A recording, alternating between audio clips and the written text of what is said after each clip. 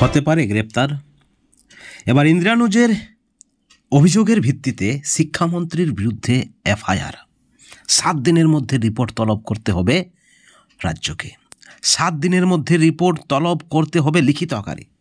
বিচারপতি তীর্থঙ্কর ঘোষের বেঞ্চের কড়া নির্দেশ। বন্ধুগণ, আপনারা সকলে জানেন যাদবপুরের ঘটনায় রাজ্য তোলপাড়। শিক্ষামন্ত্রীর উপর হেনস্থা, তার গাড়ি ভাঙচুর আপনারা দেখেছেন, এবং সেখান থেকে শিক্ষামন্ত্রীর গাড়িতে চাকাপিষ্ট ইন্দ্রানুজ। এবং ইন্দ্রানুজের যে অভিযোগ যে শিক্ষামন্ত্রীর নির্দেশেই নাকি তাকে চাকাপিষ্ট করা হয়েছে, এবং তার অভিযোগের ভিত্তিতে এবার এফআইআরের নির্দেশ দিলেন কলকাতা হাইকোর্ট। বিচারপতি তীর্থঙ্কর ঘোষের দাবি, এই ঘটনা এড়ানো যেত। পুলিশের ভূমিকায় রুষ্ট বিচারপতি।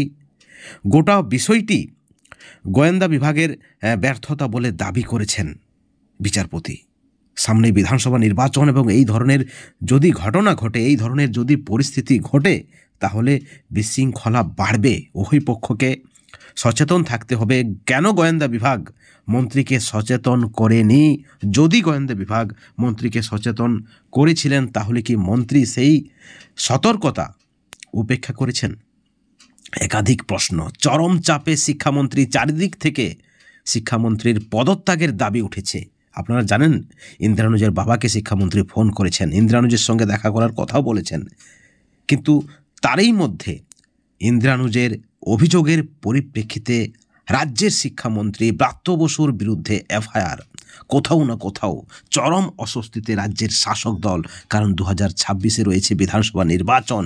একদিকে কলকাতা হাইকোর্টের ভৎসনা, অন্যদিকে ছাত্র সমাজের জোরদার দাবি শিক্ষামন্ত্রীর পদত্যাগের। কি হবে? একই সঙ্গে প্রশ্ন উঠেছে, তাহলে কি হতে পারে গ্রেপ্তার? কারণ আইন সকলের জন্য সমান। এখানে শিক্ষামন্ত্রী তিনি যথেষ্ট দুঃখ প্রকাশ করেছেন। তিনি ইন্দ্রানুজের বাবাকে ফোন করেছেন।